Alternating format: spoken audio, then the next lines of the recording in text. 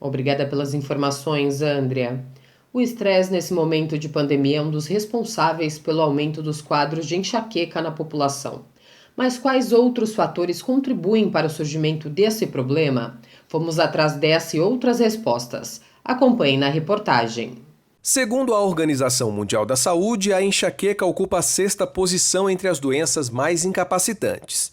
A pandemia foi um prato cheio para as crises provocadas por essa doença, já que o estresse é um dos fatores que desencadeiam os sintomas. É o que conta essa neurologista, chefe do setor de cefaleias da Universidade Federal de São Paulo. A pandemia é estressante por tudo, né? Pela questão do isolamento social, a ansiedade com a situação, o medo de pegar a doença. Então, todo esse estresse, e até quem pega mesmo o Covid, né? O estresse físico, né? De ter a doença. Então, todo esse estresse que estamos passando vira um gatilho importante para que pessoas que já têm a enxaqueca ou tenham predisposição hereditária para tê-la, apresentem crises muito mais frequentes e muito mais severas. Na verdade, a enxaqueca já é uma doença muito frequente nas pessoas, né? E na maioria das vezes não é diagnosticada, e isso não é um problema da pandemia, já é uma coisa que vem de muito tempo. Tem um estudo da Sociedade Brasileira de Cefaleia que viu que existem 30 milhões de brasileiros, pelo menos, com a doença, né, no nosso país. O que muita gente não sabe é que, apesar de terem uma ligação, dor de cabeça e enxaqueca não são a mesma coisa. Dor de cabeça é um sintoma, então eu posso ter dor de cabeça porque eu estou gripado, eu posso ter dor de cabeça porque eu bati a cabeça, eu posso ter uma dor de cabeça casos graves, como um tumor cerebral, um acidente, né?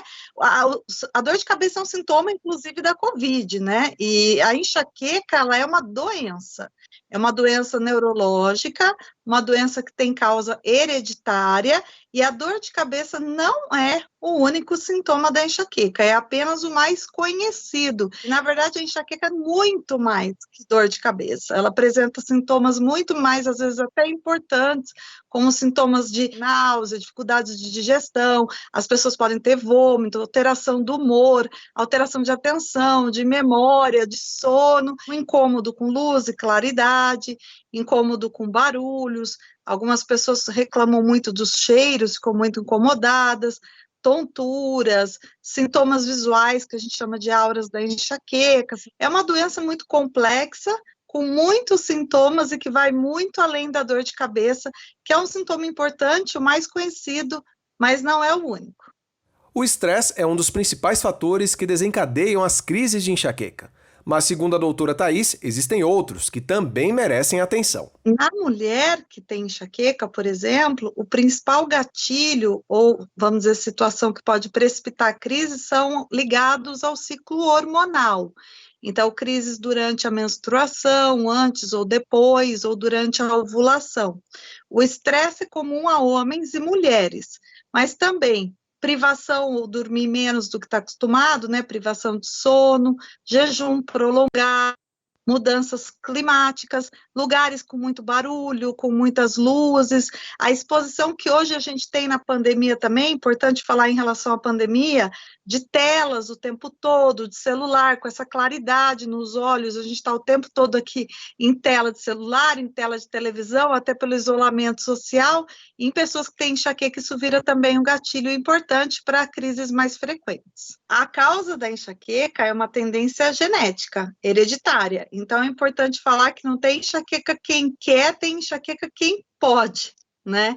Porque você tem que ter na família. Normalmente são famílias de pessoas que têm a enxaqueca. A doutora também explica que a enxaqueca ainda não tem cura, mas tem tratamento e ressalta a importância do diagnóstico precoce e o perigo da alta medicação sem a indicação de um médico especialista. Como um diabetes, como uma pressão alta, ela não vai ter uma cura, mas ela tem controle. E ela precisa, sim, ser controlada. E hoje nós temos múltiplos tratamentos que vão prevenir que as pessoas tenham os sintomas da enxaqueca, que as pessoas tenham crises de dor de cabeça e todos os seus sintomas associados a isso.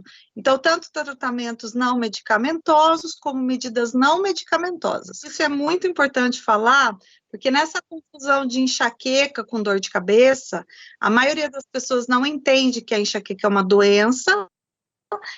A gente acha que é só dor de cabeça forte e se trata só tomando medicamentos para aquela dor de cabeça. Esses medicamentos de farmácia, analgésicos, anti-inflamatórios, e isso não trata nada a enxaqueca. Pelo contrário, se a pessoa ela faz um uso excessivo de medicamentos para dor de cabeça, tendo enxaqueca, e esse excessivo não é muito, é usar 2 vezes por semana ou mais.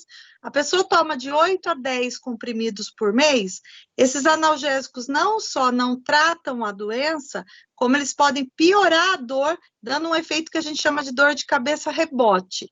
O próprio analgésico provoca e facilita próximas crises e sintomas de enxaqueca. Então, é importante que, se você tem enxaqueca, você procure um especialista neurologista, que é o médico que cuida, que diagnostica e trata mesmo a enxaqueca, e faça medidas de tratamento de prevenção da doença. Não fique apenas tomando medicamentos analgésicos, anti-inflamatórios, esses sintomáticos para dor de cabeça.